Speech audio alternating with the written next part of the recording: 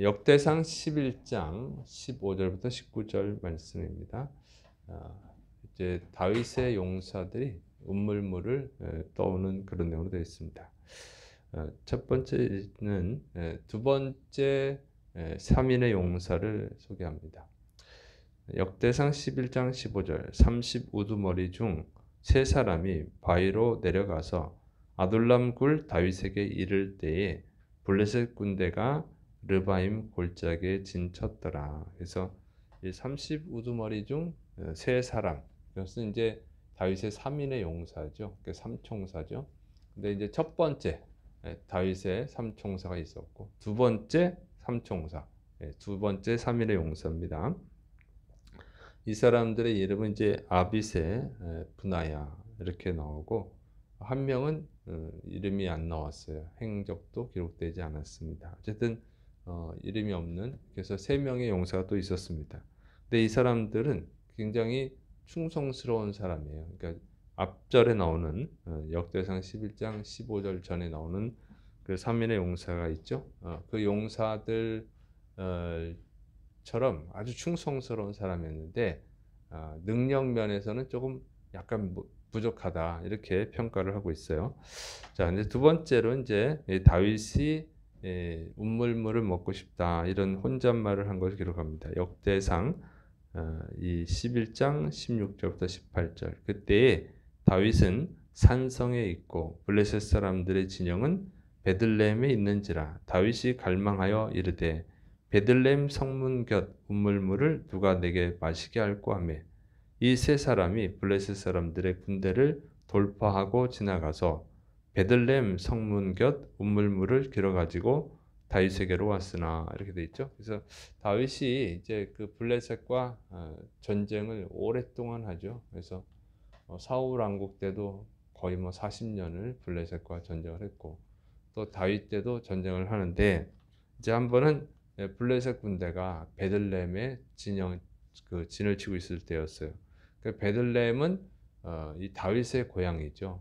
그러니까 다윗이 사실은 고향을 떠나서 얼마나 오랫동안 지냈어요. 그러니까 그 어렸을 때 뛰어놀던 곳, 그것이 생각이 난 거죠. 그래서 그 운물무를 좀 먹고 싶다. 누가 저 운물무를 나한테 가져다 주나 이렇게 얘기를 한 거예요. 그러니까 향수에 젖어서 이제 혼잣말을 한 거죠. 혼잣말을. 그런데 그 말을 이제 두 번째 3인의 용사가 들은 거예요. 그리고는 블레셋 군대가 진을 치고 있는데 거기를 뚫고 지나가서 운무물을 퍼가지고 온 겁니다. 그러니까 정말 이거는 목숨을 건 일이죠. 왜냐하면 블레셋 군대가 있는데 그 진을 뚫고 간다는 것은 아무리 3인의 용사가 대단하더라도 죽음을 당할 위험이 높죠. 그래서 물을 퍼갖고 다시 또 와요. 오면 또 다시 블레셋 군대를 또 돌파해야 돼. 그러니까 두 번 죽을 뻔한 거죠. 두 번 죽을 뻔. 그런데 이 3인의 용사가 이런 일을 했다는 거예요. 세 명이 가서 그런 일을 한 거예요. 근데 이게 정말 대단한 일이죠. 근데 그냥 다윗이 그 향수에 젖어서 혼잣말을 한 건데 그 혼잣말인데도 그 말을 명령으로 듣고 가서 목숨을 걸고 불을 떠왔다는 거죠. 자, 이 얘기를 하고 있는 것은 다윗이 어떻게 위대한 왕국을 세울 수 있었는지를 보여주는 거예요. 다윗이 그냥 혼잣말을 해도 그것을 목숨을 걸고 지키는 이런 용사들이 있었기 때문에 다윗이 왕국을 세운 거지. 다윗이 말을 하면 아이고 그 위험한 일인데 어떻게 합니까? 예, 저 블레셋 군대를 다 물리치고 그 다음에 하겠습니다. 뭐 이런 식으로 하는 군인들이 있었다 그러면 세울 수가 없는 거죠. 그래서 하나님의 나라는요 바로 그렇게 세워지는 거예요. 지금 역대상을 기록하고 있는 이제 기록하는 에스라가 이 이야기를 쓰는 이유가 뭐겠어요? 바벨론 포로에서 돌아와서 새로운 예루살렘 왕국을 세우려고 하는 사람들에게 이렇게 목숨을 건 다윗 왕 때 목숨을 건 용사들이 있었기 때문에 그 왕국이 세워졌다 하는 것을 가르쳐 주는 거예요. 그러니까 두려워하지 말고 처음에 온 사람들이 믿음을 갖고 왔지만 삶의 환경들이 너무 척박하니까 너무 위험하니까 용기를 못 내잖아요. 용기가 이제 꺾였어요. 그러면 안 된다. 그 얘기를 하고 있는 거예요. 예수님도 어떻게 전 세계에 복음을 전할 수 있었습니까? 그러니까 예수님은 한탄하셨잖아요. 추수할 것은 많은데 일꾼이 적다. 그리고 예수님이 나를 따르려거든 자기 십자가를 지고 나를 따라야 된다. 십자가는 죽음을 뜻한다고 그랬죠.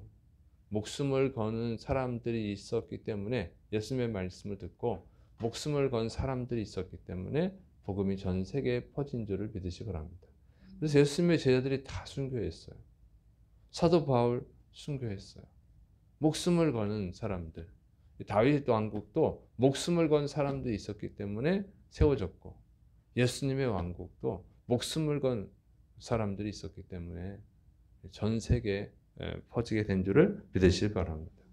오늘 우리 한국교회도 사실은 그렇잖아요. 처음에 순교자들이 있었잖아요. 순교자들에 의해서 세워진 거예요. 오늘날 한국교회가 힘이 없는 것은 뭐냐면 목숨을 안 걸어서 그래요. 목숨 걸 일도 아니죠. 조선 초기 때처럼 예수님은 믿으면 막 죽이고 그러지 않잖아요. 근데 지금은 너무 편하게만 신앙생활 하려고 그러죠. 우리 한국에 한참 부흥할 때가 새벽 예배가 부흥이 되고 금요 예배가 아니라 금요 철야를 했잖아요. 밤새면서. 그때 한국교회 부흥이 됐는데 지금은 그냥 새벽 예배도 안 드리고 금요 철야도 다 없애버리고 금요 예배도 드리고 그것도 요즘은 금요 예배도 오전에 드리는 교회도 있어요. 수요 예배도 오전에 드리고 없애버리고 저녁 예배도 없애버리고 오후 예배 이렇게 편하게 이제 더 나가서 이제는 인터넷으로 예배 드리고 끝내고 이렇게 목숨을 거는 일도 아니에요. 이거는 목숨 걸 일도 아니죠. 너무 편하게 하는데 편하게 싸워서 전쟁에서 이길 수 있겠어요? 못 이기지. 편하게 싸워서 왕국을 세울 수 있습니까? 안 그렇죠. 파리 올림픽이 끝났는데 올림픽에서 메달 따는 선수들이 편하게 훈련해가지고 메달 딸 수 있나요? 안 그렇죠. 정말 최선을 다해서 자신의 시간을 다 절제하면서 남보다 더 열심히 훈련해서 메달을 따는 거죠. 그래서 하나님의 나라는 그렇게 세워지는 거예요. 주님이 명령하시면 무조건 순종하는 사람들이 있어야 세워지는 줄을 믿으시 바랍니다. 교회도 마찬가지예요. 하나님의 교회는 그렇게 세워지는 거예요. 근데 뭐 시키면 이래서 바쁘고 저래서 안 되고 뭐 이래서 힘들고 이런 사람이 많아지면 그 나라는 망하는 거죠. 그 하나님의 교회는 세워지지 않는 거예요. 여러분 주님은 정말 목숨을 거는 그런 그리스도인 용사를 원하시는 줄을 믿으시기를 축원합니다. 여러분이 주님께 쓰임 받기를 축원합니다. 자, 그다음에 이제 이걸 가져왔는데 다윗이 마시지 않죠. 역대상 11장 18절 하반절부터 19절 다윗이 마시기를 기뻐하지 아니하고 그 물을 여호와님께 부어드리고 이르되 내 하나님이여 내가 결단코 이런 일을 하지 아니하리이다. 생명을 돌아보지 아니하고 갔던 이 사람들의 피를 어찌 마시리까 하고 그들이 자기 생명도 돌보지 아니하고 이것을 가져왔으므로 그것을 마시기를 원하지 아니하니라. 새 용사가 이런 일을 행하였더라. 다윗은 그냥 향수에 젖어서 그냥 혼잣말을 한 거예요. 그냥 나온 거죠. 그냥 그렇게 했는데 아니 세 명의 용사, 자기가 총애하는 세 명의 용사가 그 물을 떠온 거예요. 깜짝 놀란 것입니다. 그래서 그것은 아니 이건 죽을 고비를 넘겼겠구나. 그 블레셋 군대를 돌파했다는 것은 블레셋 군대와 싸운 거 아니에요. 그래서 싸워가지고 우물에 가가지고 그 물을 퍼온 거예요. 또 싸워가지고 또 돌아왔겠죠. 그게 피값이다 이건 생명값이다. 이걸 내가 어떻게 마시느냐? 이건 용사들의 피인데 그래서 그거를 마시질 않아요. 그리고 하나님의 제단에 부어드립니다. 이거는 가장 귀한 물입니다. 세상에서 가장 특별하고 가장 귀한 물이죠. 생명값이니까. 이건 피입니다. 이제 제사 드릴 때 피를 부어드리잖아요. 전제로 부어드리죠. 이거예요. 여기서 하나님께 드린 거예요. 그러니까 이것을 마시는 것은 너무 잔인하다. 이렇게 생각을 한 거죠. 양심에 찔리고 내가 왜 그런 말을 했을까? 그래가지고 하나님께 드렸어요. 자, 이거 보면은 하나님이 다윗을 사랑할 수밖에 없는 이유예요. 이런 정말 돈으로 계산할 수 없는 물이잖아요. 가장 귀한 것, 가장 귀한 것 하나님께 드리는 것. 다윗은 항상 그러죠. 자기가 목숨을 걸고 전쟁터에서 싸워서 뺏은 황금 이런 것들 다 하나님께 드리잖아요. 가장 귀한 것을 하나님께 드리죠.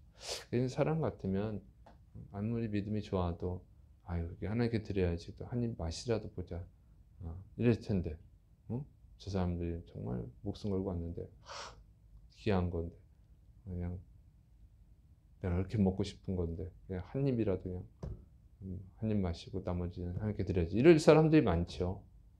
아니면 그냥 드리지 않고 마실 사람도 많은데 다윗은 아예 마시질 않는 거예요. 그렇게 자기가 먹고 싶어 했었음에도 불구하고 이것은 용사들의 피다 하고 안 마시고 가장 귀한 것을 하나님께 드리는 거예요. 여러분 그때 하나님이 사랑하시는 거죠. 그럼 다윗이 왕이 그렇게 할 때 그 다른 사람들이 볼 때 어떻게 해요?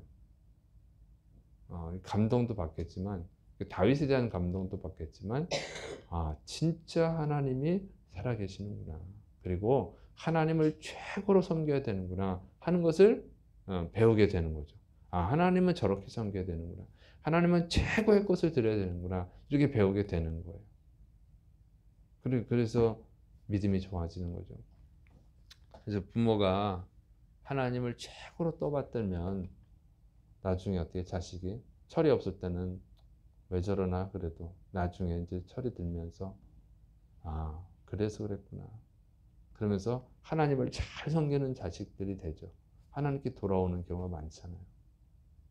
그렇게 하나님을 최고로 떠받들면 보통 자녀들이 하나님을 잘 믿고 또 나중에 하나님이 떠났다고 하더라도 다시 돌아오는 거죠.